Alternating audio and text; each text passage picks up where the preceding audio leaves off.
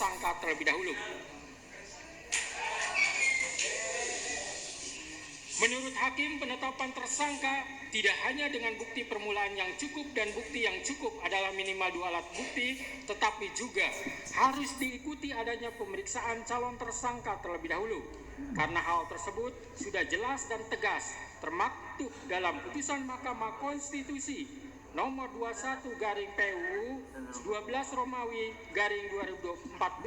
tertanggal 16 Maret 2015 telah memberikan syarat tambahan bahwa selain 2 alat bukti harus dilakukan pemeriksaan terhadap calon tersangka terlebih dahulu, di mana dalam pertimbangannya Mahkamah Konstitusi menyebutkan bahwa agar memenuhi asas kepastian hukum yang adil sebagaimana ditetapkan dalam pasal 28D ayat 1 Undang-Undang Dasar 1945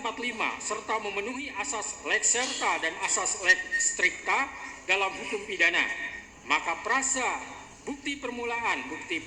yang cukup dan bukti yang cukup sebagaimana ditentukan dalam pasal 1 angka 14, pasal 17 dan pasal 21 ayat 1 KUHP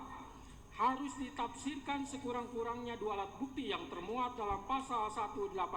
ayat 1 KUHP dan disertai dengan pemeriksaan calon tersangkanya,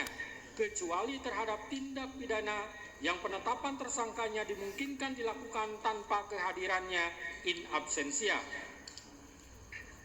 Menimbang bahwa pemeriksaan calon tersangka walaupun tidak dicantumkan dalam amar putusan, melainkan dibunyikan dalam pertimbangannya, akan tetapi putusan Mahkamah Konstitusi tersebut bersifat final dan mengikat, maka sepatutnya isi putusan seluruhnya harus dipatuhi terlebih lagi oleh penegak hukum. Menimbang bahwa keharusan adanya pemeriksaan calon tersangka di samping minimum 2 alat bukti tersebut semata-mata bertujuan untuk memberikan transparansi dan perlindungan hak asasi seseorang agar sebelum ditetapkan sebagai tersangka sudah dapat memberikan keterangan yang seimbang dengan minimum 2 alat bukti yang sah yang telah ditemukan oleh penyidik.